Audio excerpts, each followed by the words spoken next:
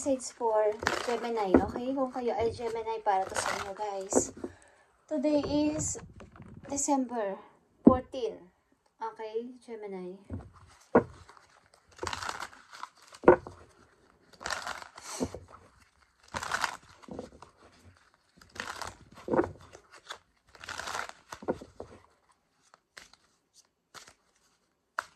Message for Gemini. Ano na ang kalagayan ninyo, guys? Kumusta na ang mga Gemini? Uy.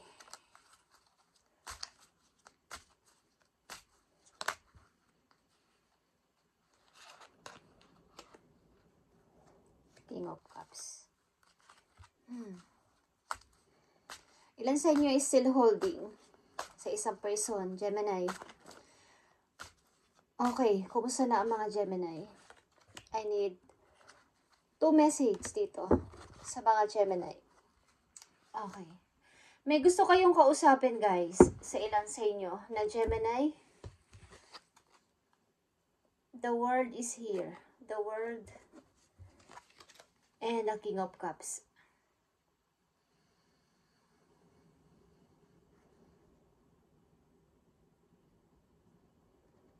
May pilit ditong isang tao na bumabalanse sa isang situation, Gemini, na kung saan is pilit niyang inuunawa ang tao na to. Okay? Bagamat ang hirap ng situation.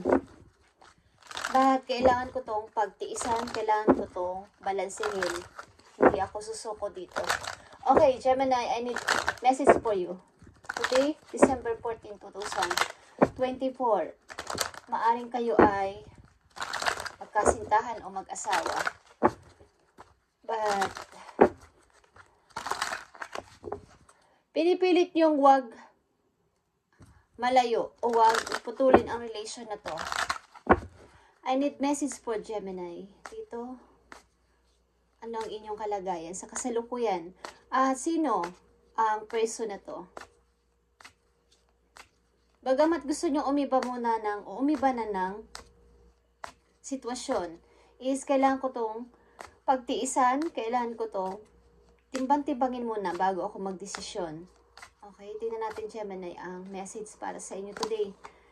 Nandito ang quiet retreat, or it's time to disconnect from the outer world so that you can discern and process your true thoughts and feelings from your inner world. Okay, sa labot world o sa inyong bagong mundong gagalawan o bagong journey ng buhay, create this quiet time for yourself and you'll have more clarity about what to do next. Okay. So, hindi mo maiwan ang situation na to, Gemini, bagamat may mga trouble na pinipilit mong unawain ng isang tao. But, kailangan mo ditong maging mapag-isa para kumbaga, malaman mo ang sagot sa iyong mga katanungan o dapat mong gawin. Ano ba ang pagdedesisyonan ko dito? Ano ba ang dapat kong pagdesisyonan dito? Sa situation namin ng person na to, gusto mo nang umiba ng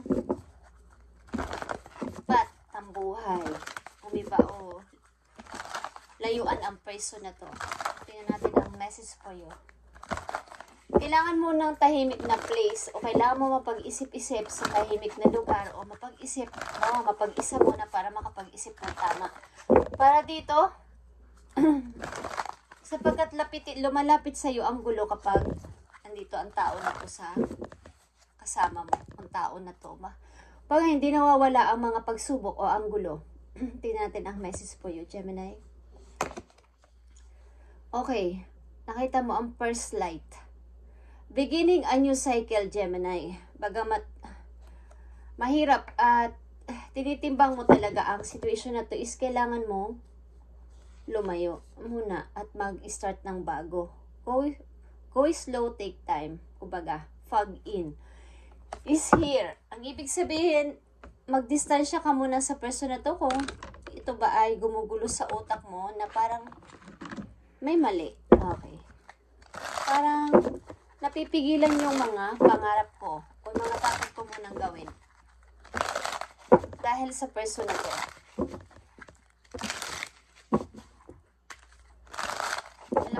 Alam nyo ba yung unos?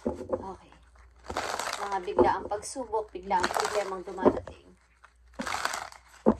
Kailangan mo siguro munang mag-distansya sa person na to, Gemini, kung gusto mo ng bagong gagawin o may plano ka pa sa buhay o balak mo mag-travel, balak mo magtrabaho sa ibang lugar, is pilitin mo munang lumayo sa tao na to.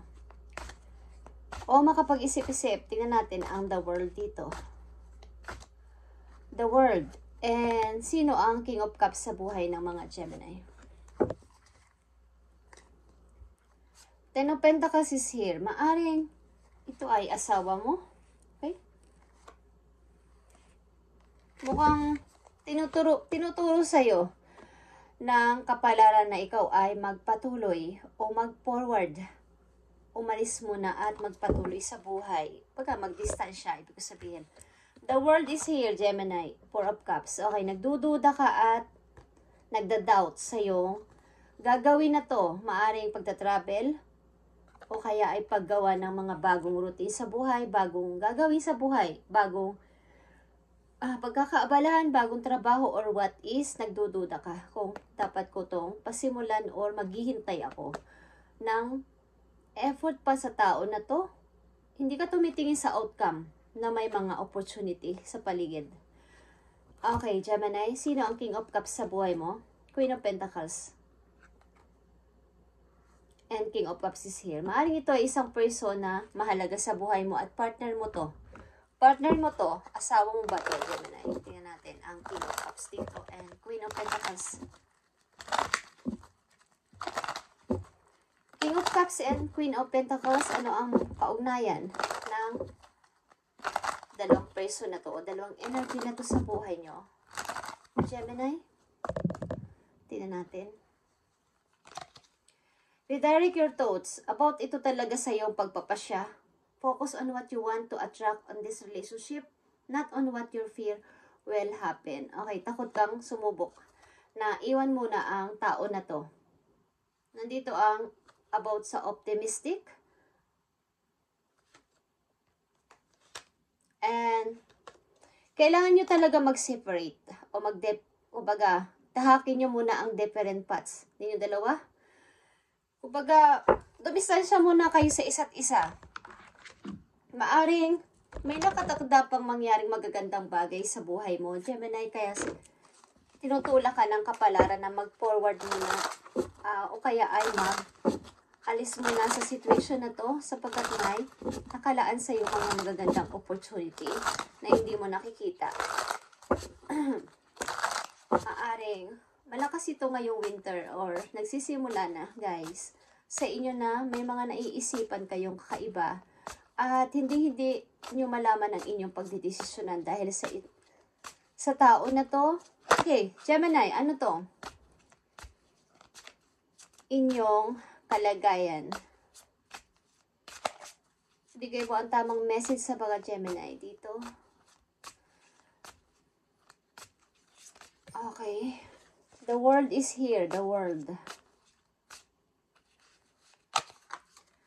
Okay, October 24 ito, guys. Mukhang nung autumn talaga is, nagsimula ng October, hanggang ngayon is, pinupush kayo ng kapalaran na mag-isip-isip, planuhin ang lahat at balabalansahin ang inyong mga gusto sa buhay. Pag tinutulak kayo ng kapalaran na magpatuloy sa inyong mga gusto pang gawin. Gusto nyo pang mag-aral, mag-travel, mag-trabaho sa ibang lugar o lumipat ng trabaho. Yung mga about sa inyong bagong gagawin. Okay. Tingnan natin itong King of Cups and Queen of Pentacles. Yeah. It's time to move forward, Gemini. Pinapayos sa inyo na napakalakas. Mukhang dapat muna kayong mag-separate ng person na to. Panandalian. Para matanto nyo sa sarili ng bawat isa sa inyo na kung talagang kayo talaga ang nagmamahalan. Kung totoo talaga tong feelings nyo sa isa't isa. Okay, tingnan natin. King of Cups and Queen of Pentacles. Timing is much farther in the future. Maaaring ito ay timing ang makapagsasabi. 12 months from now. 12 months from now, sa next year pa to guys, December. Maaaring dapat muna kayo maglayo. It's the right time to take action, Gemini. And not in this lifetime. Okay. Mukhang dapat muna kayong maglaylo sa relation na to at tingnan ang maaaring posibilidad na mangyari pa sa inyong hinaharap o future, Gemini. At maaaring may nakalaan na magaganda pang opportunity na hindi nyo nakikita sapagkat nagda-doubt kayo sa inyong kakayanan. Dalawang message dito sa Gemini about sa kanilang situation. Okay, guys. Dalawang message na lang sa Gemini sa kanilang situation. Ano ang sasabihin mo sa mga Gemini para magkaroon sila ng idea?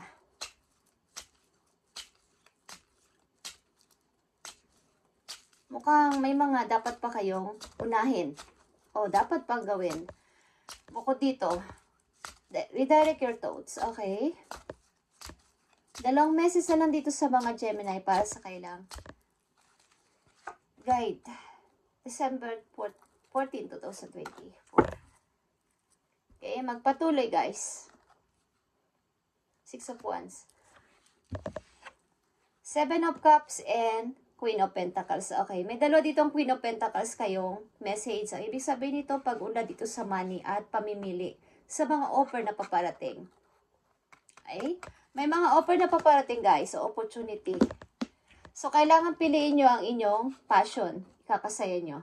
At, yeah, guys. More healing pa dito.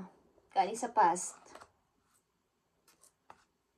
Ang tagal nyo nang naka-stack dito, 4 to 9 years sa situation nyo sa past.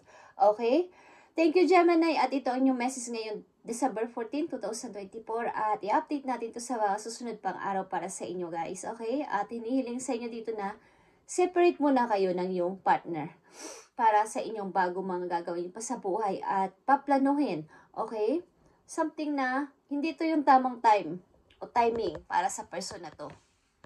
Okay, guys. Gemini, bye and God bless.